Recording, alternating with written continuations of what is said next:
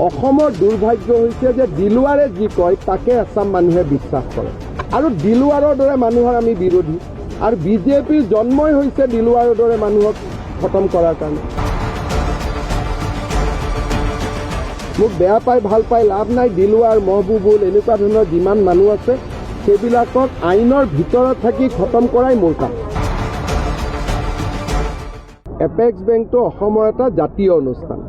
এই জাতীয় অনুষ্ঠানটো দিলৱাৰৰ ইচ্ছাৰাত কোনোবা এজন দিলৱাৰে ক'লে দুৰ্নীতি আছে, দুৰ্নীতি হৈ গ'ল।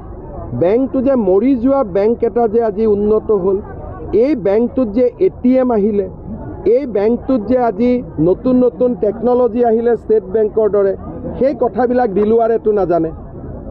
অসমৰ দুৰ্ভাগ্য হৈছে যে দিলৱাৰে যি কয় তাকে এচাম মানুহে বিশ্বাস কৰে আৰু দিলৱাৰৰ দৰে মানুহৰ আমি বিৰোধী আৰু বিজেপিৰ জন্মই হৈছে দিলৱাৰৰ দৰে মানুহক খতম কৰাৰ কাৰণে। গতিকে এইটো যাত্ৰাটো, এইটো যুদ্ধটো চলিবই।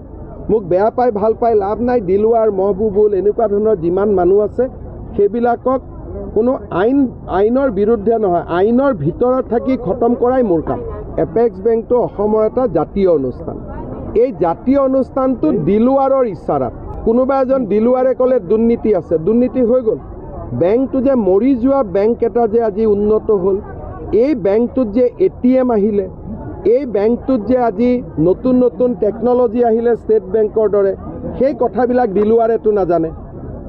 অসমৰ দুৰ্ভাগ্য হৈছে যে দিলৱাৰে যি কয় তাকে এচাম মানুহে বিশ্বাস কৰে আৰু দিলৱাৰৰ দৰে মানুহৰ আমি বিৰোধী আৰু বিজেপিৰ জন্মই হৈছে দিলৱাৰৰ দৰে মানুহক খতম কৰাৰ কাৰণে। গতিকে এইটো যাত্ৰাটো, এইটো যুদ্ধটো চলিবই। মোক বেয়া পাই ভাল পাই লাভ নাই। দিলৱাৰ, মহবুবুল এনেকুৱা ধৰণৰ যিমান মানুহ আছে সেইবিলাকক কোনো আইনৰ বিৰুদ্ধে নহয়, আইনৰ ভিতৰত থাকি খতম কৰাই মোৰ কাম। এপেক্স বেংকটো অসমৰ এটা জাতীয় অনুষ্ঠান। এই জাতীয় অনুষ্ঠানটো দিলৱাৰৰ ইচ্ছাৰাত কোনোবা এজন দিলৱাৰে ক'লে দুৰ্নীতি আছে, দুৰ্নীতি হৈ গ'ল।